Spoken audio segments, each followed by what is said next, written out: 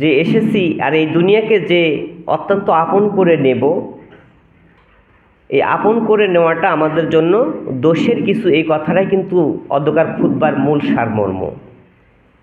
এই দুনিয়াকে আপন না করে পরবর্তী যে একটা দুনিয়া আছে, সে দুনিয়াটার নাম হচ্ছে কিয়ামত, যেটা হচ্ছে আমাদের এই দুনিয়ার পরে আরেকটা দুনিয়া আছে।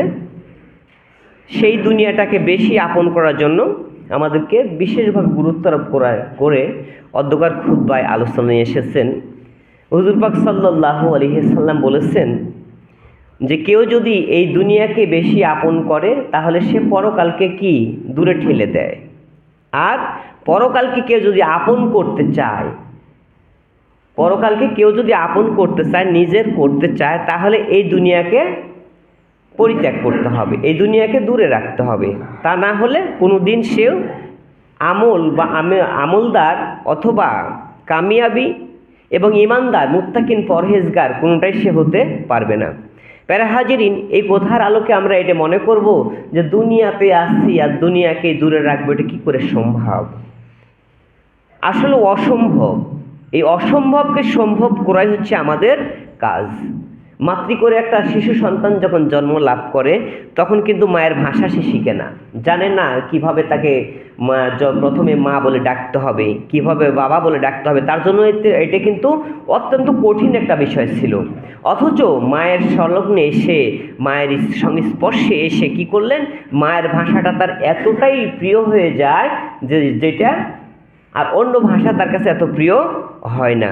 তার মানে কি দুঃসাধ্যকে ওই শিশু সন্তান সাধন করে নিলেন। প্যারা হাজিরিন, আপনারাও যদি দুনিয়াকে, এই দুঃসাধ্যকে যদি সাধন করতে চান, আপনি ভালো আলেম ওলামাদের সংস্পর্শে যান, ইসলামের সংস্পর্শে যান, ইসলামের কথার সংস্পর্শে যান, ইসলামের কাছে যান, দেখবে যে ইসলামটা আপনার কাছে এত প্রিয় হয়ে যাবে, এই দুনিয়া আপনার কাছে ভালো লাগবে না।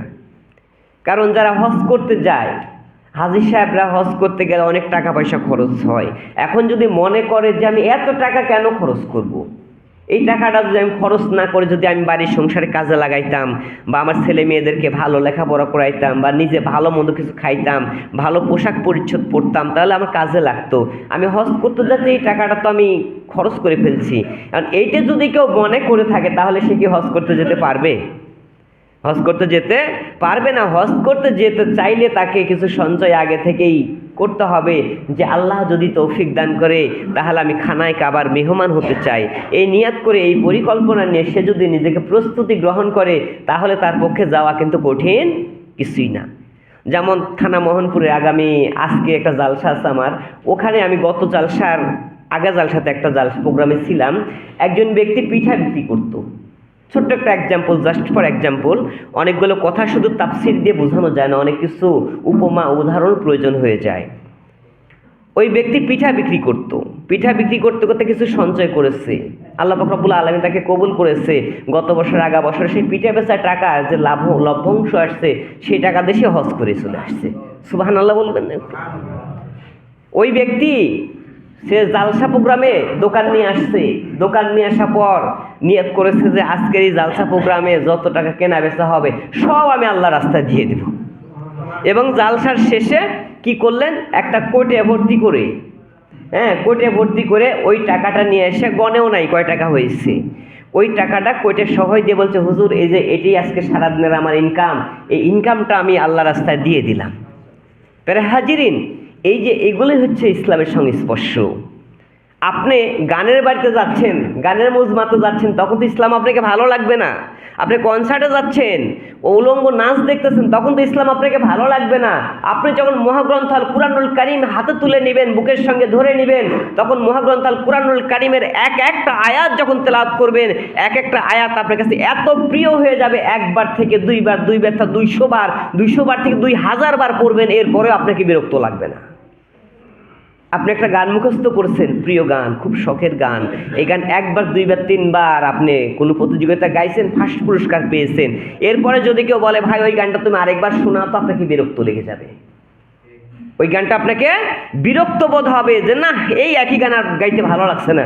অথচ মহাগ্রন্থ আল কুরআনুল কারিমের যে কোনো একটা আয়াত যদি আপনি একবার নয় হাজার হাজার বার পড়েন, যতবার পড়বেন ততবার আপনাকে আল্লাহ পাক রব্বুল আলামিন বরকত দান করবে এবং ওর প্রতি আপনাকে আকৃষ্ট করে দিবেন। বলুন সুবহানাল্লাহ।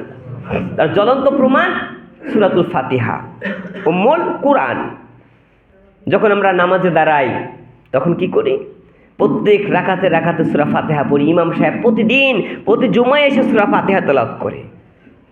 মাহে রমজানুল মোবারক মাসে 20 রাকাত তারাবিতে 20 বার সূরা ফাতিহা তেলাওয়াত করে। 2 রাকাতে 40 বার হয়ে যায়। এরপরে অন্যান্য নামাজ আছে, প্রত্যেক রাকাতে রাকাতে সূরা ফাতিহা তেলাওয়াত হচ্ছে। এরপরে কোনোদিন কি বলেছেন মসজিদের কোনো মুসল্লিন ইকরাম যে ভাই আপনি প্রতিদিন একটা সূরাই তেলাওয়াত করেন, এই সূরাটা শুনতে আর আমারে ভালো লাগে না, দয়া করে এই সূরাটা বাদ দিয়ে পড়েন? এরকম কি কেউ আজ পর্যন্ত শুনতে পেয়েছেন? আজ পর্যন্ত নয়, কাল কিয়ামতের শুভ সাদেক পর্যন্ত মহাগ্রন্থ আল কুরআনুল কারীমের সূরা ফাতিহা সকলেই মুখস্থ যারা করেছে তারা এইভাবে তেলাওয়াত করবে এবং শুনবে। কাল কিয়ামতের শুভ সাদেক পর্যন্ত কোনোদিন কেউ বলবে না যে এইটা শুনতে ভালো লাগছে না। কিভাবে পড়বেন? ধীরে পড়বেন, মজা আছে। জোরে পড়বেন, মজা আছে। আপনি টেনে টেনে পড়বেন, তাতেও মজা আছে। কিন্তু একটা গ্রন্থ, একটা উপন্যাস আপনি একভাবে পড়বেন, একটা পুঁথি একভাবে পড়বেন, পুঁথিটা যেই সুর সেই সুর ছাড়া অন্য সুর যখন আপনি গাইতে লাগবেন তখন আর ভালো লাগবে না। অথচ মহাগ্রন্থ আল কুরআনুল কারীমের যে কোনো একটা আয়াত আপনি তেলাওয়াত করবেন, যতই পড়বেন ততই মধু লাগবে। এর মধ্যে কোনো প্রকার সন্দেহ আছে নাকি? হাজিরিন, তাহলে এই দুনিয়াকে যারা আপন করে নিবে, এই দুনিয়াকে যারা আপন করে নিবে তারা এই দুনিয়াকেই সে বেশি ভালোবাসবে, দুনিয়ায় তাদেরকে ভালো লাগবে। কারণ দুনিয়ার রঙ্গমঞ্চে শয়তানের লীলা খেলা, এই শয়তানের আচার আচরণগুলো আপনার কাছে এত প্রিয় মনে হবে যে আলেম ওলামাদেরকে আপনি সহ্য হবে না, আপনি সহ্যই করতে পারবেন না। কি বলে হুজুর সাহেব, এগুলো কি কথা বলে? অথচ এই কথাগুলো শোনার জন্য আপনাকে 10টা করে নেকি দান করা হচ্ছে। বলুন সুবহানাল্লাহ।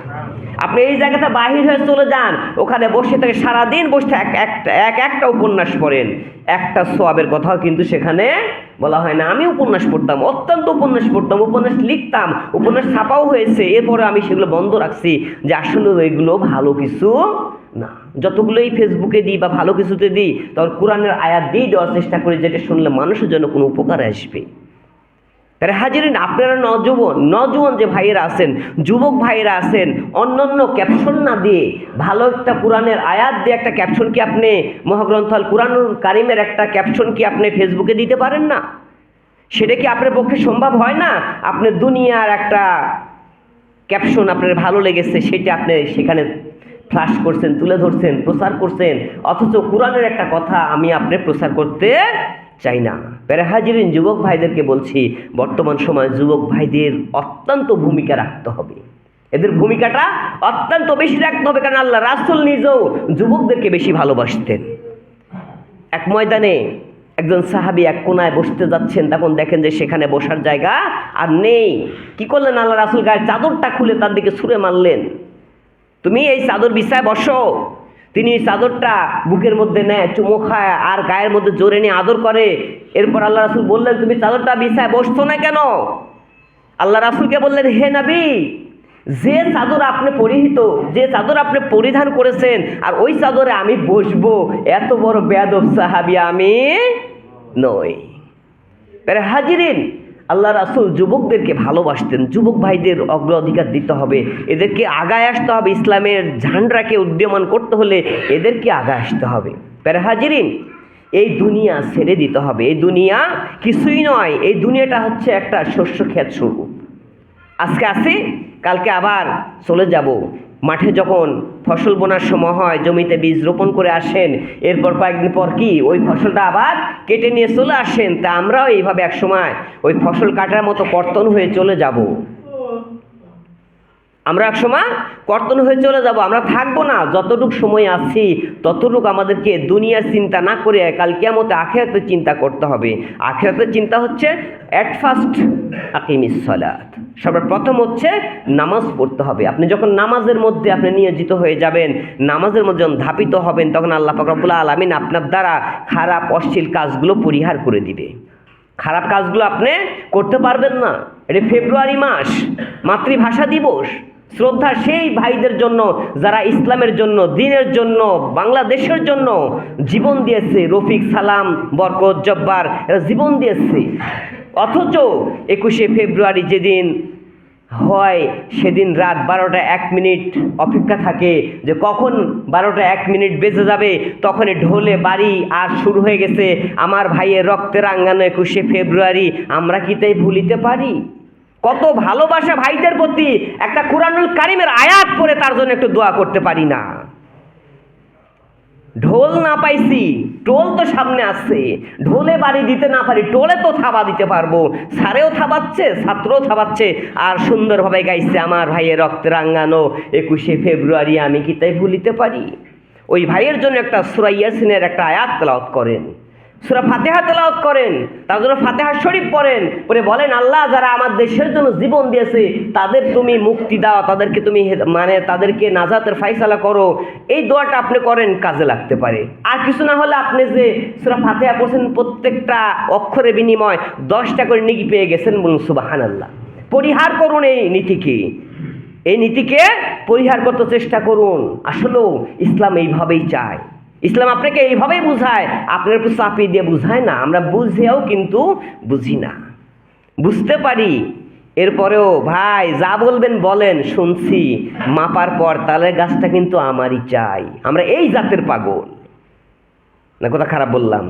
মাপছেন মাপেন, সবই মানবো, কিন্তু মাপার শেষে তালের গাছটা কিন্তু আমারই চাই। ভাই বলছেন বলেন, সমস্যা নাই, এখান থেকে বাহির হয়ে গেলে আমি গিরগিটি হয়ে গেছি, আমার রূপ আবার চেঞ্জ হয়ে যাবে। আপনি যতই বুঝান না কেন, মসজিদের ভিতরে যতক্ষণ আছি ততক্ষণ আপনার কথা বুঝবো। মসজিদ থেকে বাহির হওয়ার পর এই বুঝের আর কোনো দাম থাকবে না। প্যারা হাজিরিন, সামনে মাহে রমজানুল মোবারক, আজকে বিশেষ একটা দিন। আজকে হচ্ছে শবে বরাতের রজনী। প্যারা হাজিরিন, এই রজনীতে আল্লাহ পাক রব্বুল আলামিন আমার আপনার ভাগ্য নিয়ন্ত্রণ করবে, আমাদের ভাগ্যকে লিখবে। আমি এই বিষয়ে গত জুমার আগা জুমা আলোচনা করেছি বিধায় এ বিষয়ে আলোচনা না করে শুধু একটু ইঙ্গিত দিয়ে যায়। আজকে রাত্রিতে কোনো ব্যক্তি যদি জাগ্রত থেকে আল্লাহ তাআলার ইবাদত করে, কোনো তাফসীরগণের মতে ওই ব্যক্তিকে আল্লাহ পাক রব্বুল আলামিন নিষ্পাপ করে দিবেন, বলুন সুবহানাল্লাহ। বলা হয়েছে যখন সন্ধ্যা ঘনিয়ে আসবে, সন্ধ্যার যখন হয়ে যাবে, এই সময় কোনো ব্যক্তি যদি গোসল করে এসে লা হাওলা ওয়ালা কুওয়াতা এই দোয়াটা 40 বার পড়তে পারে আর 2 রাকাত নামাজ পড়তে পারে, আল্লাহ পাক রব্বুল আলামিন তার জিন্দেগির সমস্ত গুনাহ মাফ করে দিবেন। আর হাজিরিন, এরম ফজিলতের আজকে একটা দিন, এই দিনে আমরা এদিকে অগ্রসর হই, তাহলে আমাদের জীবনের গুনাহ ঝরে যাবে। কাল কিয়ামতের পথ আমাদের সুগম হবে, কাল কিয়ামত আমাদের নিকটস্থ নিয়ে আসতে পারবো। আমরা কি হতে পারবো? এই দুনিয়াকে পরিত্যাগ করে কাল কিয়ামতের দুনিয়াকে আমরা প্রাধান্য দিতে পারবো। একজন ব্যক্তি দুনিয়াকে প্রাধান্য দিয়ে বলতেন রব্বি হাবলি মিনাস সলিহিন। সূরা সাফফার মধ্যে এসেছে আমাদের একজন নবী ইব্রাহিম আলাইহিস সালাম, আল্লাহ পাক রব্বুল আলামিন 86 বছর পর্যন্ত তাকে কোনো সন্তান না দেওয়ার জন্য তিনি আল্লাহর কাছে কাঁদতেন আর বলতেন রব্বি হাবলি মিনাস সলিহিন। দুনিয়ার জন্য আল্লাহ পাক রব্বুল আলামিন আমার নেক সন্তান দান করো, দুনিয়ার জন্য চাইতেন। প্যারা হাজিরিন, লক্ষণীয় বিষয়, এই দুনিয়া হচ্ছে ফাতনার দুনিয়া, এই দুনিয়া হচ্ছে ফাসাদের দুনিয়া। এই দুনিয়া থেকে আমাদের কাল কিয়ামতে যেতে হবে, সেখানে আমাদের জন্য দীর্ঘ সময় পড়ে আছে, সেখানে যাওয়ার জন্য সকলের প্রস্তুত আছি তো ইনশাআল্লাহ? আসি তো ইনশাআল্লাহ? আজকে নিয়াত করে নি, আল্লাহ সামনে মাহে রমজান আসছে, সকলেই মনে মনে বলি আল্লাহ সামনে মাহে রমজানুল মোবারক আসছে, যদি হায়াতের জিন্দেগিতে আমি বেঁচে থাকি, আজ থেকে ওয়াদা করি আল্লাহ একটা রোজাও আমি নষ্ট করব না। এই নিয়ত করা যায় না সকল ইনশাআল্লাহ? এই নিয়ত আজকে করলেন, রাস্তার মধ্যে আপনি যদি ইন্তিকাল করেন, আল্লাহ পাক রব্বুল আলামিন মাহে রমজানুল মোবারকে যে রোজার যে সওয়াব হবে, এই পরিমাণ সওয়াব আমার আপনার আমলনামায় লিখিয়ে দিবে, বলুন সুবহানাল্লাহ। আল্লাহ পাক রব্বুল আলামিন আমাকে আপনাকে সকলকে যেন কবুল করে নেন, সবাই বলুন আমিন। অখেদাওয়ানানিল।